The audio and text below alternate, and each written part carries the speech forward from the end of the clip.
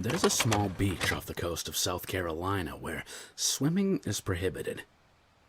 It exists between two small islands, and the force of the current running between them can multiply at a moment's notice.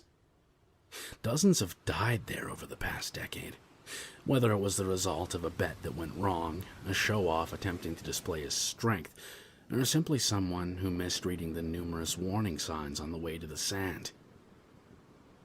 But I haven't died yet, though I've only been there twice. I was born and raised near the Pacific. By the time I'd started high school, I'd been through 3 surfboards. But the waves of the Atlantic aren't nearly as big. Except for one, that is. One that puts even those in the Pacific to shame. And it only shows up at one particular beach. The no-swimming beach. When the conditions are just right. When the tide is going out and the moon is full and the temperature of the water is about to flip. Something magical happens between those two islands. Something about the unique geological formation that creates the perfect wave.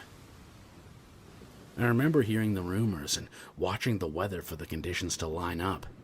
And I'd waited overnight from my parked car in the sand 2 years ago, seeing the ocean recede and swell up into a glorious crescent. The moonlight illuminating the foam over the murky water. And I knew one day I would have to capture it. So the next year, I returned with my board, and I waited. Wading out into the sea, the water seeping through my wetsuit, the beach empty, the dark shape of seaweed waving below me. Besides the crashing water, it was dead quiet. No frogs croaked, nor birds chirped. It was just me. Me and the ocean. Then I saw it forming in the distance as the water level sank like a draining bowl. My eyes widening as I kicked forward. It roared towards me and I prepared to ride it, but just that second, my foot caught on something. A tangle of undergrowth or a branch. I kicked, but the object held firm. Something sharp biting into my ankle like briars. Above me, the wave grew taller and I kicked again, unsuccessfully until the water crashed down upon me and I was ripped free.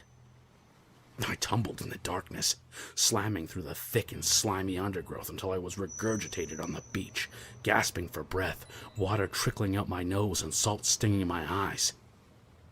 With blood oozing from my leg and several long scratches that scarred over months later after continual infections. I'd missed my chance. Until the next year. That year, I kept my feet higher up, planning out as the wave surged forward, and I caught it just in time, watching as water pulled away from the beach to feed the wave, leaving just enough water to see the shadows that lay underneath. The shadows of what I once thought it was seaweed. Hands. Thousands of hands extended upwards like plants from the sand, their fingers open and searching, only emerging from the elbow up, with nails that reflected the moonlight like scales. And as the water pulled away, they burrowed deeper into the sand, only to return back to full height under the water's murky protection.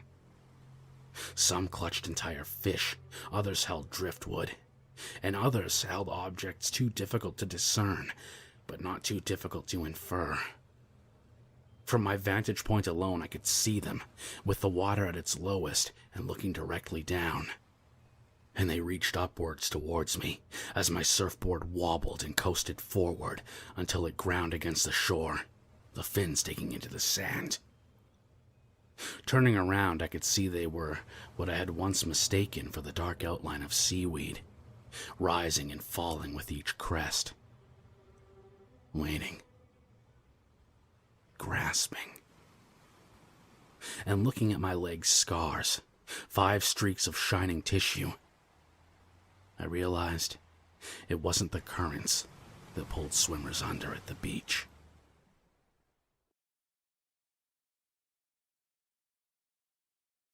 For more creepy tales by this author, check out his book, Eden's Eye. Also, I'm conducting a little experiment. I want to see how many Twitter followers I can get. So, follow me on Twitter at KingSpook Creepy.